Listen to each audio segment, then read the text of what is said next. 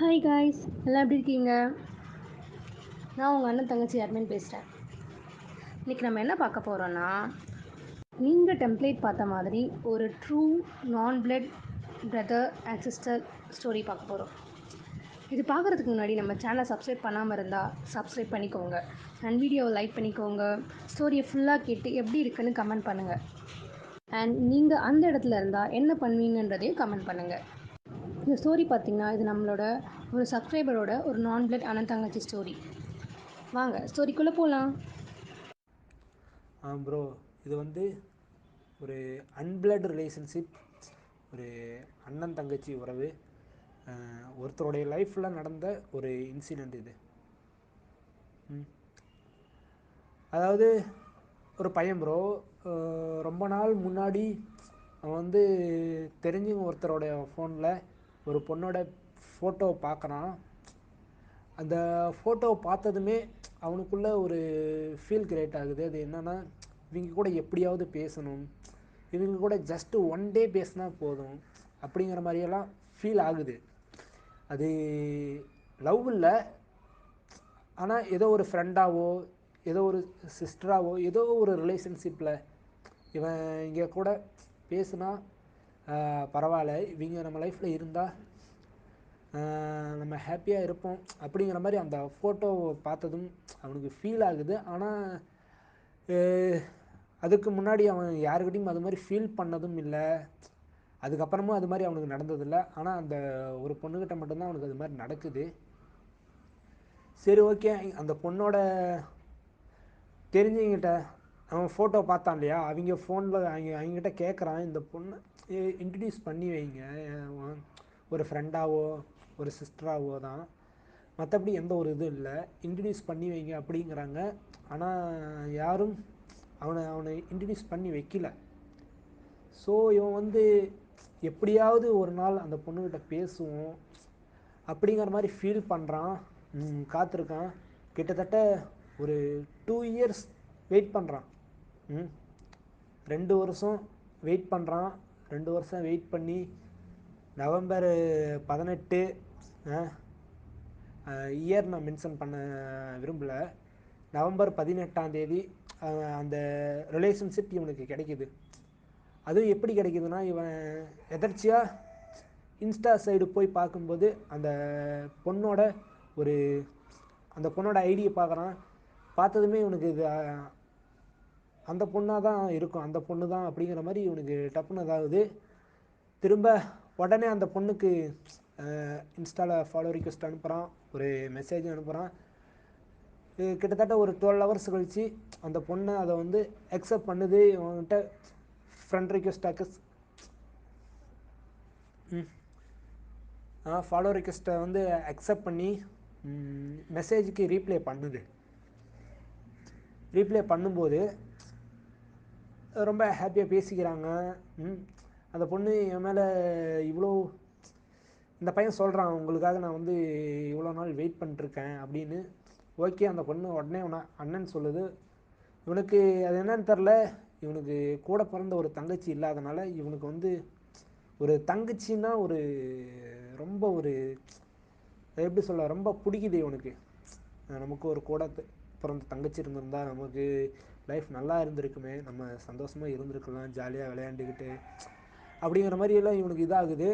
So அந்த பொண்ணு இவன் அண்ணன் சொன்னதுமே இவன் ஓகேம்மா தங்கச்சின்னுட்டு ரொம்பவே அந்த பொண்ணு மேலே கேரிங் காட்டுறான், ரொம்ப பாசமாக பார்த்துக்கிறான். சரி, அந்த பொண்ணு உடனே அப்புறம் வாட்ஸ்அப் நம்பரெல்லாம் கொடுத்து அந்த பொண்ணு வாட்ஸ்அப்லலாம் கால் பேசி மெசேஜ் பண்ணி ரொம்பவே ஹாப்பியாக போயிட்டுருக்காங்க. அதுக்கப்புறம்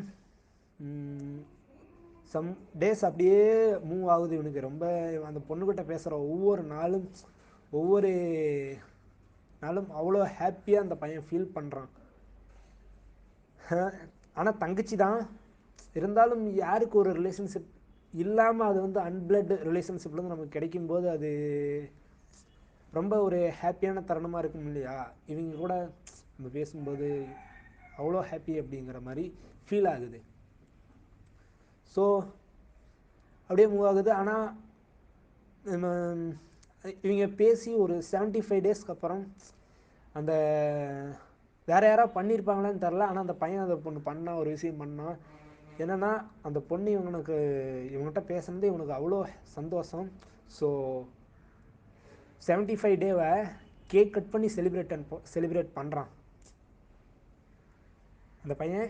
கேக் கட் பண்ணி செலிப்ரேட் பண்ணுறான் அந்த பையன். அந்த பொண்ணுக்கிட்ட பேசணும் ஒரு ஹாப்பினஸ்ஸை அதை அந்த பொண்ணுக்கு அவன் அனுப்பி விடுறான், சொல்கிறான். அந்த பொண்ணு அதை கேட்டதும் ரொம்பவே இதாக ஃபீல் பண்ணுது. என்ன என் மேலே இவ்வளோ பாசம் வச்சுருக்க, என்கிட்ட பேசுனதுக்காக, அதாவது ஒருத்தர்கிட்ட பேசுனதுக்காகலாம் கேக்கு வெட்டு கட் பண்ணி செலிப்ரேட் பண்ணுவாங்களான்னு தெரில. ஆனால் நீ அவ்வளோ ஒரு இதாக இருக்க, என் மேலே ரொம்ப அன்பாக இருக்க அப்படின்னு அந்த பொண்ணு இன்னும் இருக்க ரொம்பவே இவன் மேலேயும் அந்த பொண்ணு ரொம்ப கேரிங் காட்ட ஆரம்பிக்குது. ஸோ அந்த பொண்ணு இவன் மேலே இன்னும் ரொம்ப கேரிங் காட்ட ஆரம்பிக்குது. ஸோ அதுக்கப்புறம் அந்த பொண்ணுக்கு இவன் ஒரு தங்கச்சிக்கு, அவனுடைய தங்கச்சிக்கு இவன் ஒரு லெட்ரு மாதிரி ஒன்று எழுதுறான். ஸோ அவன் லைஃப்பில் நடந்த இன்சிடெண்ட் எல்லாம் அந்த பொண்ணுக்கு ஒரு லெட்ரு மாதிரி எழுதுறான். அவங்க 2 பேர்த்துக்குள்ள நடந்ததே தான். அதை பார்த்ததுமே அந்த பொண்ணுக்கு அதை படிச்சுட்டு ரொம்ப ஹாப்பியாக அந்த பொண்ணு ஃபீல் ஆகுது. வேறு யாரும் இப்படி பண்ண முடியாது, உன்னால் மட்டும்தான் இதெல்லாம் முடியுது அப்படிங்கிற மாதிரி அந்த பொண்ணு அண்ணன்னு. அதுக்கப்புறம் அந்த பொண்ணு இவன் நம்ம மேலே ரொம்ப பாசம் வச்சுருக்கான் அப்படின்னு அண்ணன்னு இந்த பொண்ணும் அவன் மேலே ரொம்ப ரொம்ப பாசம் வைக்க ஆரம்பிக்குது. சரிங்களா? அப்படியே லைஃப் அப்படியே மூவ் ஆகுது.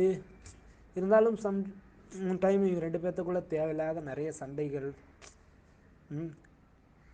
வருது. எவ்வளோதான் சண்டை போட்டாலுமே ஆனால் அந்த பொண்ணாலையும் இவங்ககிட்ட பேச முடியாது, இவனாலையும் அந்த பொண்ணுக்கிட்ட தங்கச்சிக்கிட்ட பேசாமல் இருக்க முடியாது. ஆனால் அந்த பையன் ஒரு இடத்துல கூட ஈகோங்கிறது பார்த்ததே இல்லை. நீயே பேசலை, நான் ஏன் பேசணும் அப்படிங்கிற மாதிரி பார்த்ததில்ல.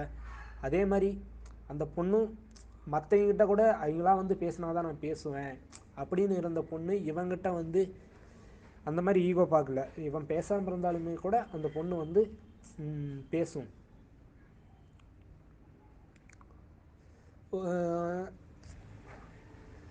என்ன சொல்ல, அதாவது ஒரு நாள் கூட இவங்கிட்ட பேசாமல் அந்த பொண்ணாலையும் இருக்க முடியாது, இந்த பையனாலையும் இருக்க முடியாது. ஸோ அவங்க 2 பேர்த்து கூட அப்படி ஒரு brother and sisters love, caring எல்லாமே இருக்குது இவங்க 2 பேர்த்துக்குள்ள. ஸோ அப்படியே மூவ் ஆகிட்டே இருக்குது. இவங்க 2 பேரும் ரொம்ப ஹாப்பியாக இருக்காங்க.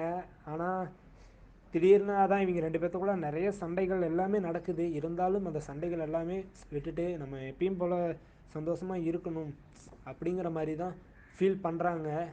ஆனால் அதையும் மீறி ஒரு சில சண்டைகளெல்லாம் இவங்க 2 பேர்த்துக்குள்ளே அகைன் சம்மந்தமே இல்லாமல் சண்டைகள் நிறைய வந்துக்கிட்டே இருக்குது.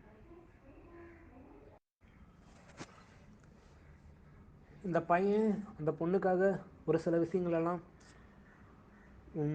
அதான் ஒரு லவ்வோட ஒரு அன்போடு பண்ணுறான். அதாவது என்னென்னா அந்த இவன் எதை பார்த்தாலும் அந்த பொண்ணோட தாட் மட்டும்தான், தங்கச்சியோட தாட் மட்டும்தான் தனக்கு இருக்கணும் அப்படிங்கிற மாதிரி அந்த பொண்ணோட நேமில் செயின் வாங்கி கழுத்தில் போடுறதும், அப்புறம் கையில் அந்த பொண்ணோட காப்பு, அதாவது கையில் காப்பில் பாய்ஸ் எல்லாம் போடுங்களே இல்லையா, அதில் நேம் எழுதுன மாதிரி அந்த பொண்ணோட நேம் எழுதுன மாதிரி காப்பு போடுறது, அப்புறம் அவனுடைய லேப்டாப், ஃபோன், பாஸ்வேர்டு எல்லாமே அதாவது அந்த பொண்ணு சம்மந்தப்பட்டது மட்டும்தான் இருக்கணும் அப்படிங்கிறது. அவன் லேப்டாப், ஃபோன் எல்லாத்துக்குமே அவனுடைய அந்த பொண்ணு சம்மந்தப்பட்டது மட்டும்தான் இவன் தாட்டில் இருக்கணும் அப்படிங்கிற அந்த பொண்ணு சம்மந்தப்பட்டது மட்டும்தான் பாஸ்வேர்டாக யூஸ் பண்ணுறான். அந்தளவுக்கு இவனுக்கு அந்த பொண்ணு மேலே அவ்வளோ ஒரு பாசம். தன்னோட தங்கச்சி கூட பிறந்தாதான் தங்கச்சி இல்லை, என் மேலே அன்பு காட்டுறா அவள். ஸோ கடைசி வரலும் அவள் எனக்கு ஒரு தங்கச்சியாக என் லைஃப்பில் இருக்கணும் அப்படின்னு இவனுக்கு ரொம்ப ஆசை. அதனாலேயே அந்த பொண்ணுக்கு ஒரு சில விஷயங்கள் எல்லாமே இவன் உண்மையாகவே பண்ணுறான்.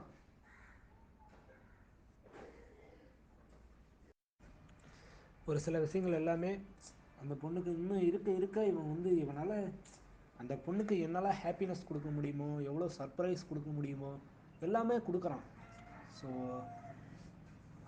அதாவது அந்த பொண்ணோட பேரும் இவனுடைய பேரும் இருக்கிற மாதிரி அந்த நேம் ஸ்டாண்டு கீழே வந்து அண்ணன் பாப்பா இந்த மாதிரி போடுறது வாங்குறது, இந்த மாதிரி அந்த பொண்ணுக்கு இன்னும் எவ்வளோ தான் இவனால் சர்ப்ரைஸ் கொடுக்க முடியுமோ, அந்த பொண்ணை எவ்வளோ ஹாப்பியாக வச்சிருக்க முடியுமோ அவ்வளோ விஷயங்கள் பண்ணுறான்.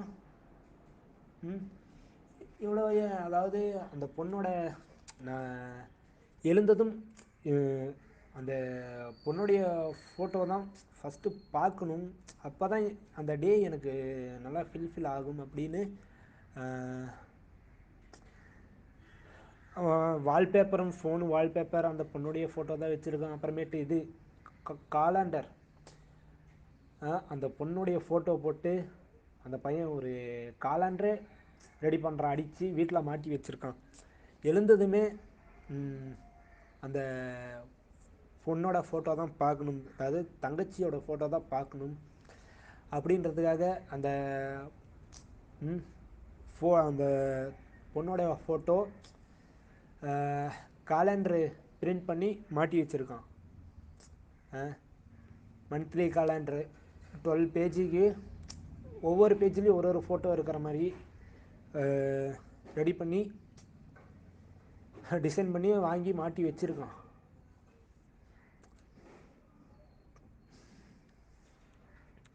அதான் இவனால் எவ்வளோ சர்ப்ரைஸ் அந்த பொண்ணை சந்தோஷப்படுத்த முடியுமோ அது எல்லாமே இவனால் முடிஞ்ச அளவுக்கு பண்ணிக்கிட்டே இருக்கான்.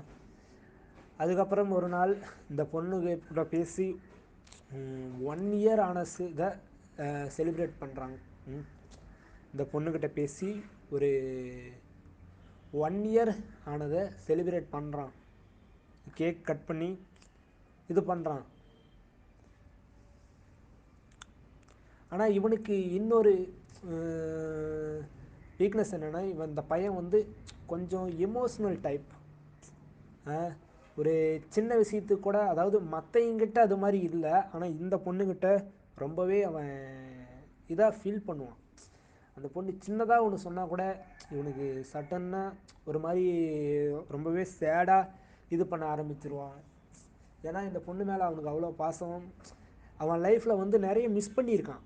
நிறைய வந்து அவன் லைஃப்பில் வந்து மிஸ் பண்ணதுனாலேயே எங்கே இந்த பொண்ணை மிஸ் பண்ணிடுவோமோ அப்படின்னு அவனுக்குள்ள ஒரு பயம், அப்படியே பயமே அவனுக்கு வந்து ரொம்பவே இருந்தது.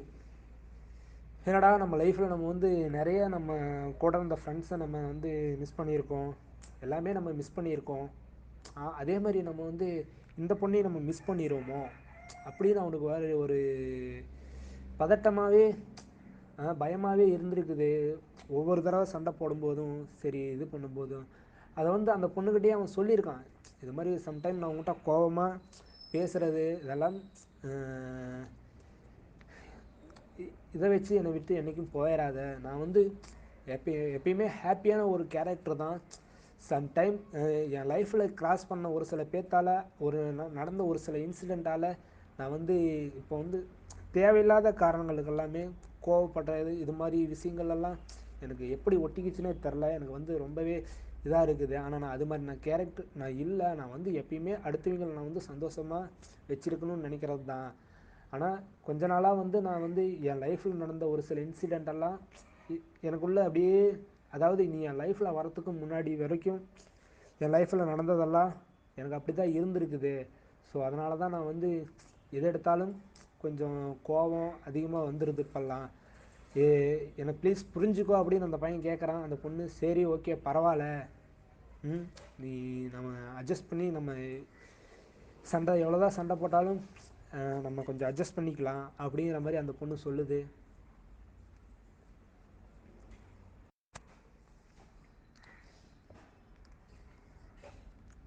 அதுக்கப்புறம் இவன் வந்து ஒரு கம்பெனியில் ஒர்க் பண்ணிகிட்ருக்கான். இருந்தாலும் இவன் வந்து அந்த பொண்ணுக்காக, அதாவது கொஞ்ச நாள் நம்ம வந்து இவ்வளோ நாள் நம்ம வந்து வேலை அது இதுன்னு நம்ம வந்து இது பண்ணிட்டோம். நம்ம லைஃப்பில் இப்போ தான் கொஞ்சம் ஹாப்பினஸ்ஸான மூமெண்ட் ஸ்டார்ட் ஆகுது.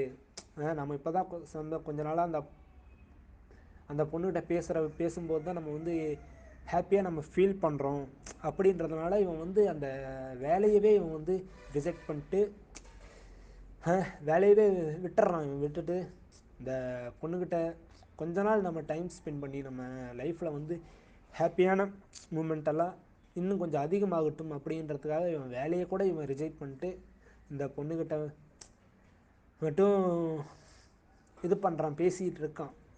ஸோ அதுக்கப்புறம் இவன் அந்த ஒர்க்கை ரிசைன் பண்ணிட்டு இந்த ஃபுல் டைம் இந்த பொண்ணு கூட டைம் ஸ்பெண்ட் பண்ணி இந்த தங்கச்சியை வந்து நம்ம ஹாப்பியாக வச்சுருக்கணும் அப்படின்னு நினச்ச நாளில் என்னன்னு தெரில. அப்போ இருந்து இவங்க 2 பேர்த்துக்குள்ளே நிறையா கொஞ்சம் மிஸ் அண்டர்ஸ்டாண்டிங் ஆகிட்டே இருக்குது. அந்த பொண்ணு இவன் எது சொன்னாலும் அந்த பொண்ணு புரிஞ்சுக்கிற மாதிரி இல்லை. அந்த பொண்ணுடைய சுச்சுவேஷன் இவனுக்கு புரியல. மெயின் ரீசன் இன்னொன்று சொல்லணுன்னா, இவங்க 2 பேரும் நேரில் மீட் பண்ணிக்கிட்டது கிடையாது. இவங்க 2 பேரும் நேரில் மீட் பண்ணிக்கிட்டதே கிடையாது. ஸோ அது அன்பிளட் ரிலேஷன்ஷிப் இந்த ஃபோனு மூலியமாக தான் இவங்க வந்து அப்படியே இந்த ஹாப்பினஸ் எல்லாம் ஷேர் பண்ணி மூவ் ஆகிட்டு இருக்குது. இவங்க நேரில் மீட் பண்ணலான்னு நினைக்கும் போதெல்லாம் ஏதோ ஒரு இன்சிடெண்ட் மீட் பண்ண முடியல. ஸோ அது எப்படின்னா 2 பேரும் நம்ம வந்து எதர்ச்சியாக எப்படி நம்ம லைஃப் நம்ம வந்து ஸ்டார்ட் ஆனதோ அது மாதிரி நம்ம மீட்டிங் அது வந்து அன்எக்ஸ்பெக்டடாக இருக்கணும். நம்ம வந்து இதை பிளான் பண்ணி நம்ம வா எப்படி அப்படிங்கிற மாதிரி வேண்டாம். அது ஒரு அன்எக்ஸ்பெக்டட் மூமெண்ட்டாக லைஃப்பில் நடக்கணும் அப்படிங்கிற மாதிரி ஃபீல் பண்ணி ஸோ இவங்க அதுக்கப்புறம் நேரில் மீட் பண்ணுறதை பற்றி கூட இவங்க பேசாமல் ஒரு ஹாப்பியாக லைஃப் அப்படியே மூவ் ஆகிட்டே இருக்குது. ஆனால் இருந்தாலும் நிறைய சண்டைகள் இது மாதிரி தான் இருக்குது.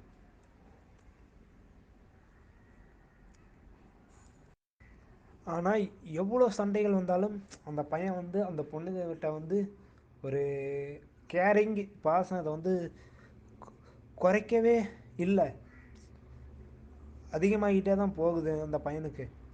அதாவது ஒரு நாள் அந்த பொண்ணு வந்து இவங்ககிட்ட சொல்லுது, இவங்ககிட்ட சம்மந்தமே இல்லாமல் வந்து சண்டை போட்டு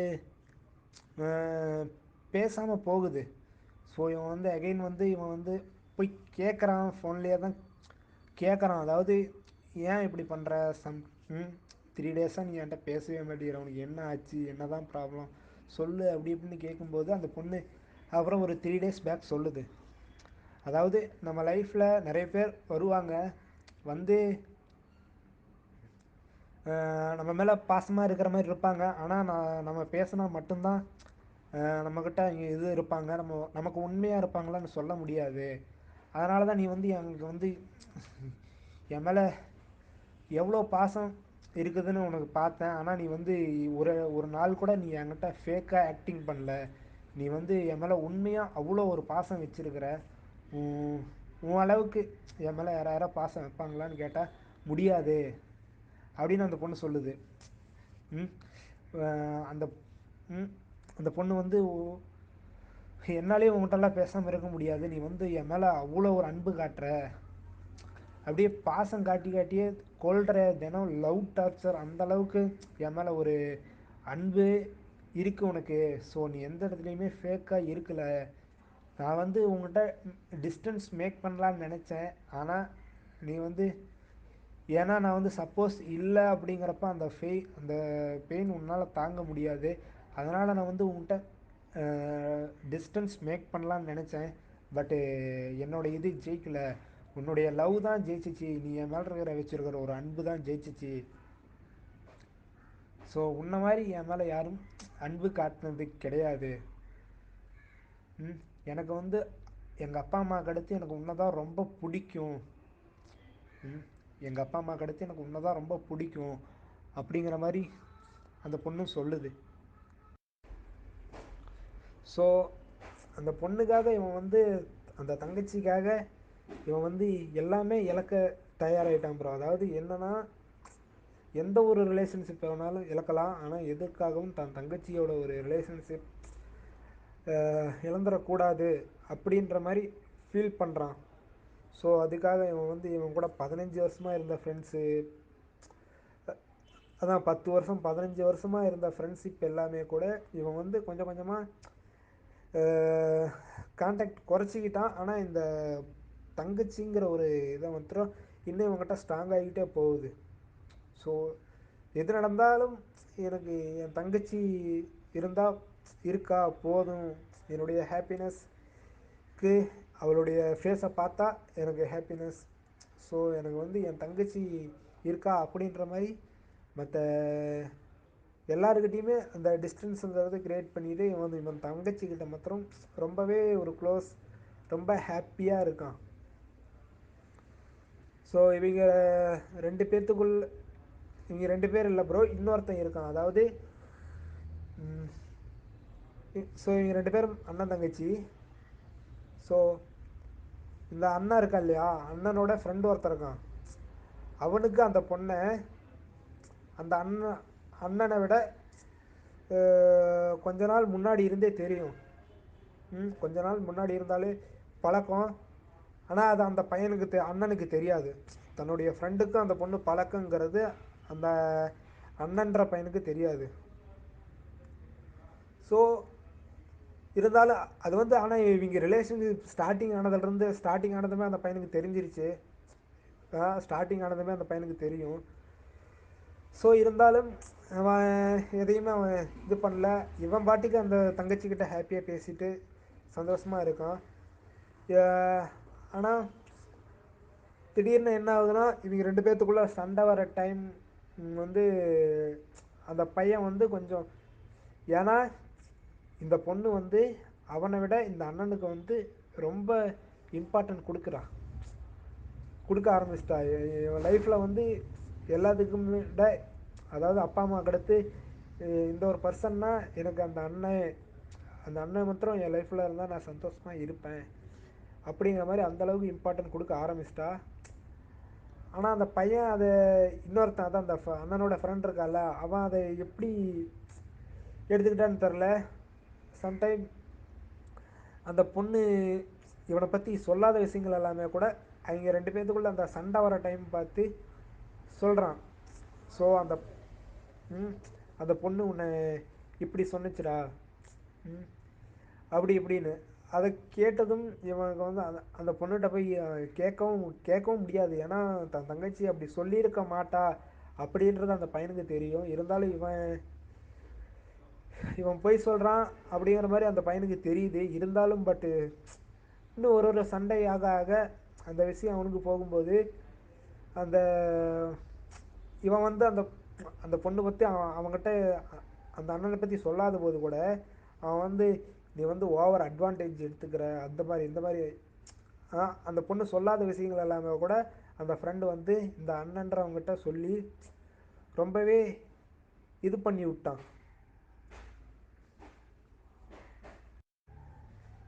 என்னதான் அந்த பொண்ணு சொல்லியிருக்காது அப்படின்னு இவனுக்கு வந்து ஒரு கான்ஃபிடென்ட் இருந்தாலுமே, ஏன்னா இந்த பசங்க 2 பேரும் ஒரு 4-5 வருஷமாக பழக்கம்.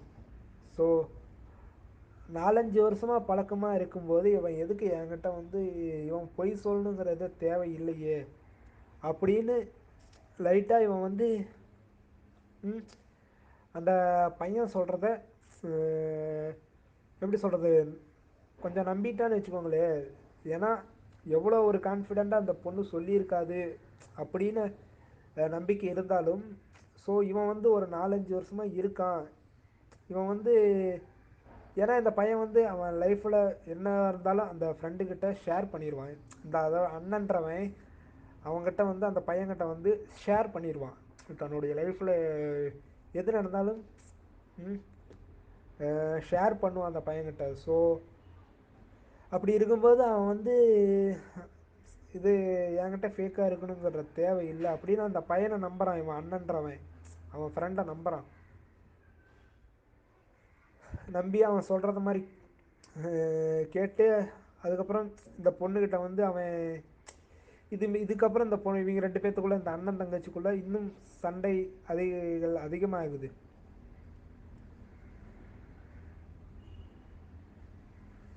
ஸோ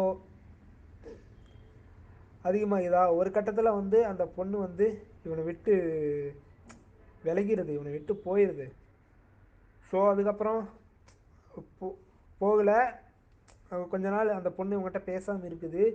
அந்த டைமில் தான் அந்த ஃப்ரெண்டுன்றவன் இன்னொரு விஷயத்த வந்து அந்த பையன்கிட்ட வந்து சொல்கிறான், இது மாதிரி ஒரு இன்சிடெண்ட் நடந்தது அப்படின்னு. அவங்க ரெண்டு பேர்த்துக்குள்ளே நடந்த ஒரு இன்சிடெண்ட்டை வந்து அந்த பையன்கிட்ட வந்து ஷேர் பண்ணுறான். ஷேர் பண்ணும்போது அப்போ தான் அவன் வந்து பொறுமையாக உட்காந்து யோசிக்கிறான். யோசிக்கும்போது தான் தெரியுது அவன் வந்து எவ்வளோ ப்ளே பண்ணியிருக்கான் அப்படின்றது. ஏன்னா இவனே ஆல்ரெடி அந்த பொண்ணு பேசாமல் இருக்குங்கிற ஒரு ஃபீலிங்கில் இருக்கான். இப்படிங்கிறப்ப நேரத்தில் இப்படி இருக்கும்போது அவன் வந்து இன்னொரு இதை ஷேர் பண்ணால் இவன் கன்ஃபார்ம் ஃபீல் பண்ணுவான் அப்படின்றது தெரியும். அப்படி தெரிஞ்சும் அப்படி ஒரு இன்சிடெண்ட் அவன் வந்து இவங்ககிட்ட இப்படி ஒன்று நடந்தது இன்னைக்கு, நான் ஹாப்பியாக இருக்கேன் அப்படின்னு அவன் ஷேர் பண்ணும்போது, ஸோ இவன் வந்து அதுக்கப்புறமேட்டு தான் இவன் வந்து இந்த அண்ணன்றவன் வந்து உட்காந்து ரொம்ப திங்க் பண்ணுறான். ஸோ ஆல்ரெடி நாமளே இப்படி இருக்கோம், இந்த நேரத்தில் இவன் வந்து இதை சொன்னான்னா நம்ம ஃபீல் பண்ணுவோன்னு தெரியும், தெரிஞ்சு இவன் எதுக்கு அவன் வந்து இதை என்கிட்ட சொல்லணும். அப்படி இருக்கும்போது உட்காந்து யோசிக்கும்போது தான் தெரியும் அவன் வந்து புரிஞ்சுக்கிறான். அவன் வந்து ஸோ இவன் வந்து அந்த பையன் வந்து ஃப்ரெண்டு வந்து இந்த அண்ணன்றவனை எவ்வளோ ஒரு ட்ரிகர் பண்ணியிருக்கான், அதாவது சொல்லாத விஷயங்களெல்லாம் சொல்லி இது பண்ணியிருக்கான் அப்படின்றது. அதுக்கப்புறமேட்டு வந்து அந்த பொண்ணு வந்து இவனை விட்டு போயிடுச்சு. அதுக்கப்புறம் அந்த பொண்ணை காண்டாக்ட் பண்ணி பேசி பார்க்குறான். இல்லை, என் லைஃப்பில் நான் பண்ணது எல்லாமே தப்பு தான். நான் லைஃப்பில் உன்கிட்ட கோவப்பட்டு சண்டை போட்டது எல்லாமே தப்பு தான். ஆனால் நீ வந்து ஒரு சில விஷயங்கள் நான் சொல்கிறேன், நீ புரிஞ்சிக்கோ. நம்ம ரெண்டு பேர்த்தையும் பிரிக்கணுன்றதுக்காக ஒரு சில விஷயங்கள் எல்லாம் ஒரு சில பேர் பண்ணியிருக்காங்க, அதை நீ அண்டர்ஸ்டாண்ட் பண்ணிக்கோ அப்படின்னு எவ்வளவோ சொல்லி புரிய வைக்க பார்க்குறான். ஆனால் அந்த பொண்ணு அதை புரிஞ்சிக்கவே, இப்போ அந்த பொண்ணு அவன் பேசுகிறத கேட்குற ஒரு மனநிலையிலே இல்லை. இந்த ஒரு ரிலேஷன்ஷிப்பில் சண்டை தான் வருது, உன்னுடைய ரிலேஷன்ஷிப்பே எனக்கு தேவையில்லை அப்படின்ற அளவுக்கு அந்த பொண்ணு ஒரு முடிவு எடுத்துருச்சு. ஸோ அந்த பொண்ணு அவனை விட்டு போனாலும் அவன் வந்து அகைன் அகைன் ட்ரை பண்ணிட்டே இருக்கான் அந்த பொண்ணுகிட்ட பேசணும். எனக்கு என் லைஃப்பில் நீ மட்டும்தான் எல்லாமே, என் தங்கச்சி நீ மட்டும் என் லைஃப்பில் இருந்தால் எனக்கு வந்து என்கிட்ட எது இல்லைனாலும் நான் சந்தோஷமாக இருப்பேன். ஆனால் நீ இல்லைன்னா என்னால் சந்தோஷமாகவே இருக்க முடியாது. நீ மட்டும்தான் என் லைஃப்பில் கிடைச்ச ஒரு பொக்கிஷம், எனக்கு வந்து நீ மட்டும்தான் எனக்கு லைஃப்பில் எல்லாமே அப்படின்ற மாதிரி அந்த பையன் எவ்வளவோ இது பண்ணுறான். ஆனால் அந்த பொண்ணு வந்து அகைன் இவன் லைஃப்பில் வரத்துக்கு தயாராக இல்லை. அந்த பையன் வந்து எதுலையோ பேச ட்ரை பண்ணுறான், வேறு ஃபோனில் இருந்தெல்லாம் கால் பண்ணுறான். கால் பண்ணுறான், ஆனால் அந்த பொண்ணு எடுத்து வேறு யாருக்கிட்டே கொடுத்து பேச சொல்லுது. அந்த பையன் உன்னுடைய வாய்ஸ் ஒரு தடவை கேட்டாவது எனக்கு போதும், நீ ஒரு என்னை எப்பயும் திட்டுவியே அது மாதிரியாச்சும் என்னை திட்டு, அப்படியாச்சும் என்கிட்ட பேசு அப்படின்ற மாதிரி கெஞ்சறான். ஆனால் அந்த பொண்ணு எதையுமே கேட்குற மாதிரி ஒரு தாட்டில் இல்லை. இவன் வந்து நாளாக நாளாக அந்த பொண்ணை ரொம்ப தேட ஆரம்பிச்சிட்டான். சார், என்னடா இவ்வளோ உண்மையாக இவ்வளோ பாசமாக இருந்த ஒரு அண்ணன் தங்கச்சி ரிலேஷன்ஷிப்புக்குள்ளே என்னடா இப்படி வந்து ஒரு இது நடந்துருச்சே, அந்த பொண்ணு என்னை விட்டு போயிருச்சே, நம்மளை விட்டு போயிருச்சே அப்படின்னு இவன் நாளுக்கு நாள் இன்னும் ரொம்பவே எமோஷ்னலாக ஃபீல் பண்ண ஆரம்பிச்சிட்டான். அந்த பொண்ணுக்கிட்ட பேசின சேட்டிங், ஸ்டார்டிங்கிலிருந்து பேசின மெசேஜ் எல்லாமே எடுத்து எடுத்து பார்க்குறான். மெசேஜ், அந்த பொண்ணு வாய்ஸ் மெசேஜ் பண்ணதை ப்ளே பண்ணி கேட்குறது, இது மாதிரியே அவன் அதிகமாக இது பண்ணிட்டான். அதுக்கப்புறம் அந்த பொண்ணை இது அதான் அந்த பொண்ணு லைஃப்பை அகைன் வரணும் அப்படின்ற மாதிரி ஃபீல் பண்ண ஆரம்பிச்சிட்டான். அதுக்கப்புறம் ஒரு நாள் சரி நம்ம நேர்லேயே போய் மீட் பண்ணி பேசி பார்க்கலாம் அப்படின்றதுக்காக அந்த பொண்ணோட இடத்துக்கு போய் இந்த மாதிரி மெசேஜ் பண்ணுறான். நான் பண்ணது எல்லாமே தப்பு தான், எல்லாமே என்னுடைய கோபம், இது மாதிரி எல்லா தப்புமே நானே பண்ணதாகவே இருக்கட்டும், ஆனால் நேரில் வா, ஒரு நிமிஷம் ஒரு 5 நிமிஷம் உன்கிட்ட நேரில் உட்காந்து பேசணும்னா ப்ராப்ளம் எல்லாம் சால்வ் ஆயிரும். நீ இப்படி என்கிட்ட பேசாமல் இருக்கிறது எனக்கு நாளுக்கு நாள் எனக்கு இதாகிட்டே போகுது அப்படி இந்த அந்த பையன் வந்து ரொம்பவே என்ன சொல்கிறது, அந்த பையன் அவனுடைய ஈகோ எல்லாமே விட்டு, ப்ரெஸ்டீஜ் எல்லாமே விட்டு கொடுத்து அந்த பொண்ணுகிட்ட கெஞ்சுறான். ஆனால் அந்த பொண்ணு எதையுமே கேட்குற மாதிரி இல்லை. நான்லாம் உன் ஃபேஸையே பார்க்க விரும்பலை, நீ அங்கே, நான் அங்கே வரவே மாட்டேன், நீ எவ்வளோ நேரம் நின்னாலும் நான் அங்கே வரப்போகிறதில்ல அப்படின்னு சொல்கிறான். அந்த பொண்ணு சொல்லுது. ஸோ அவன் எவ்வளோ நேரம் வெயிட் பண்ணி பார்க்குறான், பட் அந்த பொண்ணு அங்கே வரவே இல்லை. இவன் வந்து சரி இதுக்கு மேலேயும், ஏன்னா நைட் ஆயிடுச்சு, இதுக்கு மேலேயும் அவன் வெயிட் பண்ணி அந்த பொண்ணு வரப்போகிறதில்ல அப்படின்னு கிளம்பிடுறான் அந்த இடத்த விட்டு. அந்த பையன் சொல்கிறான், உனக்கு எவ்வளோ கோவம் இருந்தாலும், அதாவது என்னை வந்து அடிச்சிக்க, என்னை என்ன பண்ணுறிய, திட்டுறியா, என்னை என்ன வேணால் பண்ணிக்க அப்படின்றத அந்த பொண்ணு சொன்னது, நான் நேரில் வந்தேன்னா உன்னை செருப்பால் அடிச்சிருப்பேன்டா அப்படின்னு.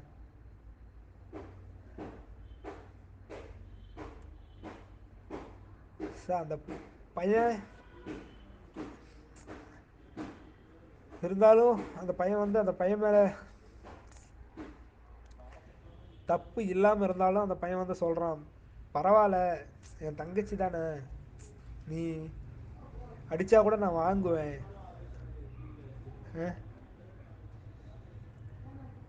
அப்படின்ற மாதிரி அந்த பையன் வந்து இது பண்ணுறான். ஆனால் அந்த பொண்ணு என்கிட்ட லாஸ்ட்டாக சொன்னது, ஃபஸ்ட்டாக சொன்னது யோசித்து பார்க்குறான். அந்த பையன், அந்த பொண்ணு வந்து இவங்ககிட்ட ஃபஸ்ட்டு, அதாவது பேசிகிட்டு இருக்கும்போது எல்லாம் சொன்னதே அடிக்கடி இவங்ககிட்ட சொல்கிறது, நீ தான் என் மேலே அன்பு அதிகமாக காட்டுற, உன்ன மாதிரி அன்பு எல்லாம் என் மேலே யாருமே காட்டினதில்லை, என் லைஃப்பில் எங்கள் அப்பா அம்மாவுக்கு அடுத்து எனக்கு உன்னை தான் ரொம்ப பிடிக்கும், நீ மட்டும் என் லைஃப்பில் இருந்தால் அவ்வளோ ஹாப்பியாக இருப்பேன், உன்னை என்றைக்குமே லைஃப்பில் மிஸ் பண்ணிட மாட்டேன் அப்படின்னு சொன்ன ஒரு பொண்ணு இவங்ககிட்ட லாஸ்ட்டாக சொன்னது, நீ எல்லாம் அன்பு காட்டவே தகுதி இல்லாத ஒருத்தன், உனக்கெல்லாம் தங்கச்சி ஒரு கேடா, நீ எல்லாம் அன்பு காட்டவே தகுதி இல்லாத ஒருத்தன், உங்ககிட்ட ஏன்டா இவ்வளோ நாள் நான் பேசணும்னு நினைக்கிறேன், என் லைஃப்பில் இதுக்கப்புறம் உன் ஃபேஸை நான் பார்க்கவே கூடாது அப்படின்ற மாதிரி அந்த பொண்ணு சொல்லுது. இருந்தாலும் அந்த பையன் வந்து தங்கச்சி ஏதோ கோவத்தில் பேசுகிறா, தங்கச்சி ஏதோ கோவத்தில் பேசுகிறா, அவள் கோபம் இல்லைன்னா அவள் இப்படி பேச மாட்டா, அவள் கோவத்தில் தான் இப்படி பேசுகிறா அப்படின்றதுக்காக அந்த பையன் எவ்வளவோ ட்ரை பண்ணி பார்க்குறான் பேசணும் பேசணும் அப்படின்னு. ஆனால் அந்த பொண்ணு இதை புரிஞ்சிக்கிற ஒரு இதே இல்லை. இந்த பையன் வந்து அந்த பொண்ணு இவனை விட்டு போய் கிட்டத்தட்ட 7-8 மாதம் ஆயும் கூட டெய்லி அந்த பையன் வந்து எப்படியாச்சும் மெசேஜ் பண்ணி பார்க்குறான், நார்மல் மெசேஜ் பண்ணி பார்க்குறான், கால் பண்ணி பார்க்குறான். ஆனால் அந்த பொண்ணு கண்டுக்கவே இல்லை இவனை. ஆனால் இவன் ஒவ்வொரு நாளும் வந்து நான் பண்ண தப்பு தான், சாரி சாரி அப்படின்னு இவனுடைய ப்ரெஸ்டீஜ் ஈகோ எதுவுமே இவன் பார்க்கல. நீ எவ்வளோ திட்ட முடியுமோ திட்டிக்க, ஆனால் நீ என் லைஃப்பில் நீ எனக்கு ஒரு வெறும் இம்பார்ட்டண்டான ஒரு பர்சன், உன்னை இழக்க நான் தயாராக இல்லை, புரிஞ்சுக்கோ தங்கச்சி அப்படின்னு இவன் வந்து எவ்வளவோ இது பண்ணுறான். ஆனால் அந்த பொண்ணு இன்னை வரைக்கும் இவனுடைய அந்த ஒரு இதை ஃபஸ்ட்டு ஸ்டார்டிங்கில் நல்லா புரிஞ்சு வச்சுருந்த, இவனை புரிஞ்சு வச்சுருந்த ஒரு அன்பு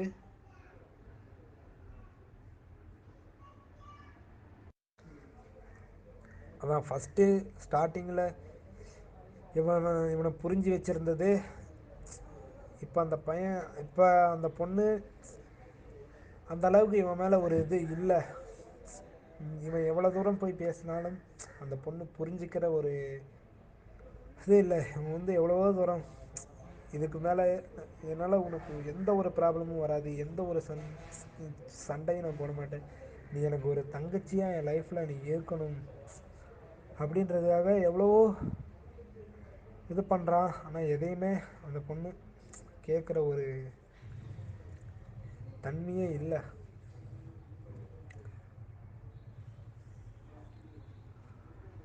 அந்த பையன் அந்த பொண்ணு அவனை விட்டு போய் ஒரு 8 மாதம் ஆனதுக்கு அப்புறமும் கூட அந்த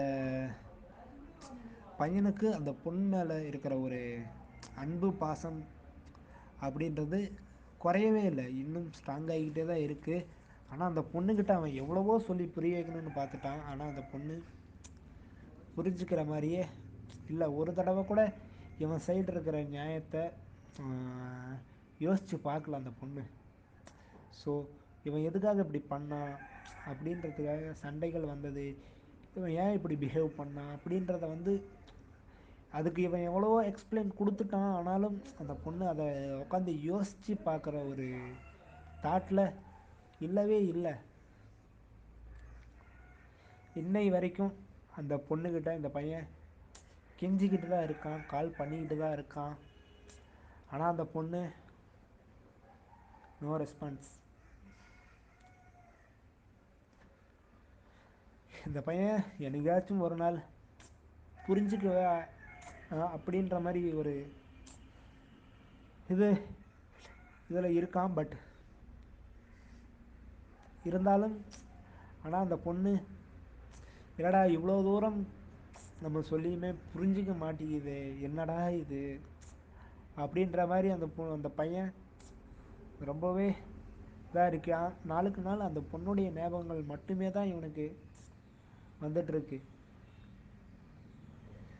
எவ்வளவோ ப்ராப்ளங்கள் இருந்தாலும் ஆனால்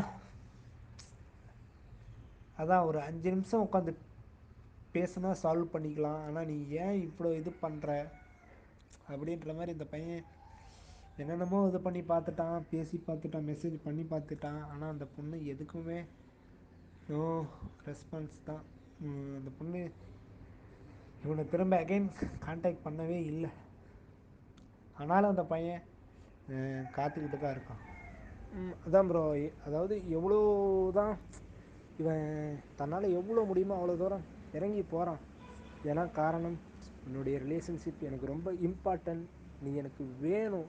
அதாவது நீ என்னுடைய சிஸ்டர், உனக்கு வந்து என்னை திட்டுறதுக்கு, எனக்கு என்னை அடிக்கிறதுக்கு எல்லா உரிமையும் உனக்கு இருக்குது.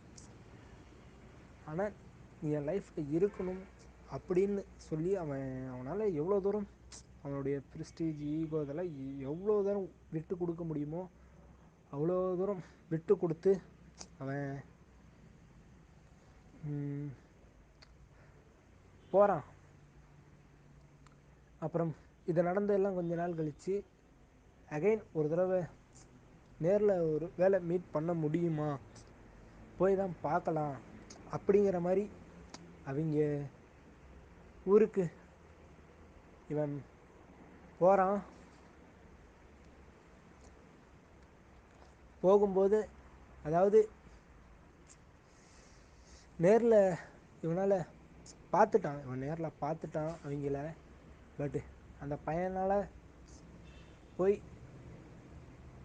பேச முடியல. அவனால் போய் பேச முடியல. ஏன்னா சுற்றியும் பக்கத்தில் ஆளுங்க இல்லையா, நம்ம போய் நம்ம பேசி ஏதோ ஒரு இது தப்பாக போய் முடிஞ்சிருமோ அப்படிங்கிற மாதிரி அவன் யோசிச்சுட்டு அவன் பேசலை. ஆனால் அவங்கள நேரில் மீட் பண்ணணும் அப்படிங்கிறது அவனுக்கு அவ்வளோ ஒரு நாள் பெரிய ட்ரீம். ஆனால் தன்னுடைய தங்கச்சி தங்கிட்ட நார்மலாக பேசி இருந்து அது மீட் பண்ணியிருந்தானா அவன் லைஃப்பில் ஒரு மோஸ்ட்டு த பெஸ்ட்டு மூமெண்ட்டாக இருந்திருக்கும். பட் இப்போவும் அவன் லைஃப்பில் அது ஒரு அந்த ஒரு இன்சிடெண்ட்டாக அவனால் மறக்கவே முடியாது. இருந்தாலுமே ஏன்னா அவ்வளோ நாள் நம்ம மீட் பண்ணணும் அப்படின்னு நினச்சிட்டு இருந்த ஒருத்தங்களை நம்ம அதாவது நம்ம கண்ணுக்கு முன்னாடியே நிற்கும்போது நம்ம பேசாமல் இருக்கிற அந்த ஒரு வலி இருக்கு இல்லையா, அது என்ன சொல்ல, அது ரொம்ப ஒரு ஒரு பெயின். அந்த வலியும் எல்லாம் தாங்கினான்.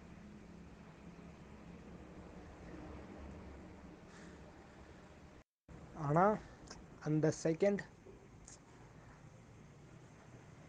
அதுக்கப்புறம் அன்னைக்கு அவனுடைய மைண்டில், அதாவது எவ்வளோ நம்ம மேலே அன்பாக இருந்தாங்க, ஆனால் நம்ம வந்து அந்த பொண்ணை நம்ம வந்து அவ்வளோ தூரம் கஷ்டப்படுத்திட்டோம் போல். அதனால தான் இப்போ வந்து நம்ம இவ்வளோ தூரம் நம்ம இது பண்ணாலும் அவங்க நம்மளை மன்னிக்கிற ஒரு தாட்டில் இல்லை. ஆனால் இவ்வளோ பாசம் வச்சுருந்து கிட்டத்தட்ட இவ்வளோ நாள் நம்ம என்னைக்காவது நேரில் மீட் பண்ணணும் அப்படின்னு நினச்சி இவ்வளோ நாள் காத்திருந்தோம். ஆனால் அந்த காத்திருந்து இப்போது அதுக்கான ஒரு சான்ஸ் நேரில் மீட் பண்ணுறது கிடைச்சும் தன்னால் போய் பேச முடியாத ஒரு சுச்சுவேஷனில் இருக்கமே அப்படின்னு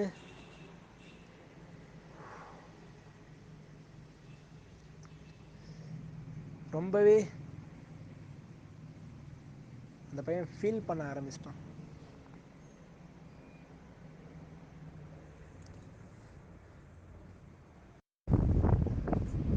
அவ்வளோதான் ஃப்ரெண்ட்ஸ். அதாவது இதுக்கு மேலே அந்த பையன் அவனுடைய அன்பு புரிஞ்சு அவங்க அகைன் வருவாங்களா அப்படின்னு தெரியல. ஸோ நான் உங்களுக்கு ஒன்று மாத்திரம் சொல்லிக்கிறேன். அதாவது என்னென்னா, ஒரு ரிலேஷன்ஷிப்னால் அதில் 1000 பிரச்சனைகள், நிறைய சண்டைகள் வரதான் செய்யும். ஓகேங்களா, நிறைய ப்ராப்ளங்கள் வரும். ஸோ அதுக்கு ஒன்றும் பண்ண முடியாது, ப்ராப்ளங்கள் வரும். ஸோ நாம் இங்கே வந்து பேசினாலே எல்லா ப்ராப்ளத்துக்கும் ஒரு தீர்வுன்றது ஒன்று கொண்டு வந்துடலாம். அதை விட்டுட்டு விட்டு போகிறது தான் ஒரு தீர்வு, ஒரு வழின்றது கிடையாது. ஸோ ஒரு சில பேரால் அந்த இதை ஈஸியாக ஃபேஸ் பண்ண முடியும். ஒரு சில பேரால் அது எவ்வளோ பெரிய வழியை வேணால் அசால்ட்டாக ஃபேஸ் பண்ணுவாங்க. எவ்வளோ பெரிய ப்ராப்ளமாக இருந்தாலும் அசால்ட்டாக ஃபேஸ் பண்ணுவாங்க. ஆனால் தான் உண்மையாகவே தான் அன்பு வச்சு இவங்க லைஃப் லாங் நம்ம கூட இருக்கணும் அப்படின்ற ஒரு உறவு தன்னை விட்டு போகும்போது அந்த ஒரு பெயினை வந்து ஒரு சில பேரால் ஃபேஸ் பண்ண முடியாது.